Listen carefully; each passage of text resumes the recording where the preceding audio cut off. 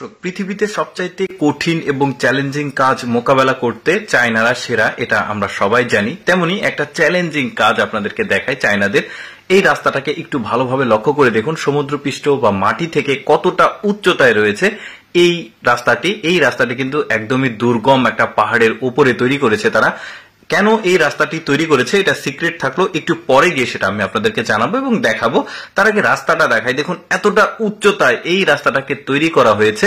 তবে একটা ব্যাপার এখানে একটু ভালোভাবে লক্ষ্য করে দেখবেন যে এইখানে যে রাস্তাটিকে তৈরি করা হয়েছে এই রাস্তাটি শুধুমাত্র চলাচল করার জন্য, টুরিস্টদের জন্য। আর এই রাস্তা যেখানে শেষ হয়েছে ওই জায়গাতে চমৎকার একটা সৌন্দর্য দেখার মতো জায়গা আছে। মানে এখানকার পাহাড়ি শহর, তারপরে এই নদীটা, প্রাকৃতিক সৌন্দর্য সেখান থেকে এত সুন্দর দেখা যায়।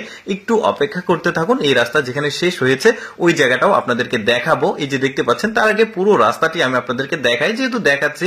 আর এখানে এই রাস্তার যে সুযোগ সুবিধা সেটা রয়েছে, মানে মনে করেন যে সিঁড়ি বেয়ে বেয়ে উঠে যেতে হয়, কখনো নেমে যেতে হয়। পাহাড়ি রাস্তাতে যাদের চলাফেরা করার অভ্যাস আছে তারা কিন্তু জানে যে এই ধরনের খাড়া পাহাড়ি রাস্তাগুলো কখনো ওঠা কখনো নামা, এটা কিন্তু শরীরের জন্য অনেকটা এনার্জি লস হয়। তবে এরা এমন একটা সিস্টেম করেছে, একটু পর পর রেস্ট নেওয়ার জন্য জায়গা তৈরি করে রেখেছে। তারপরে বিদ্যুতের সুবিধা, চার্জিং এর সুবিধা, এভরিথিং রয়েছে। এই যে দেখতে পাচ্ছেন, এখানে এই ঘরগুলোতে আপনি চাইলে রেস্ট নিতে পারবেন। তারপরে খাবার ব্যবস্থা রয়েছে, সেগুলো আপনারা খেতে পারবেন। এই যে দেখতে পাচ্ছেন, তারপরে সৌরবিদ্যুতের ব্যবস্থা রয়েছে।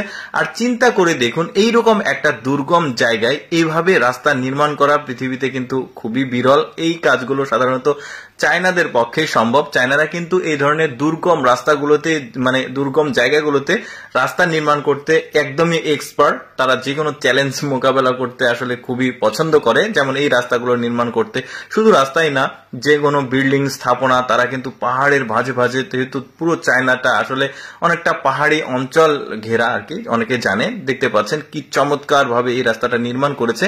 শেষে রয়েছে চমকপ্রদ একটা সৌন্দর্য দেখার মতো জায়গা।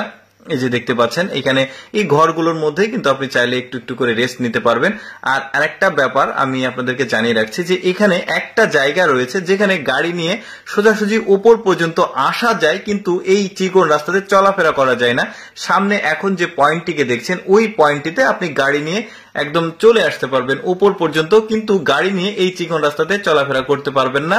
তো যারা একটু ট্রেকিং করতে পারে না বা হেঁটে চলাফেরা করতে পারে না তারা এই পর্যন্ত আসে, তারপরে এখান থেকে আবার যাত্রা শুরু করে।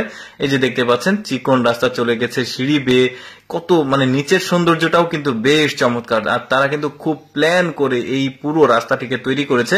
আচ্ছা, শেষের যে সৌন্দর্য একটু সময়ের মধ্যে আপনারা হয়তো বা দেখতে পারবেন, দেখতে থাকুন ভিডিওটা। নদীর পানির যে কালার, নিচের যে সৌন্দর্য, অনেকটা নিচু দেখা যাচ্ছে উপর থেকে। এই যে বাচ্চাদের জন্য বিনোদনের ব্যবস্থাও রয়েছে দেখা যাচ্ছে। এবার মোটামুটি শেষ হয়ে আসছে, এখানে মোবাইলের টাওয়ার দেখা যাচ্ছে।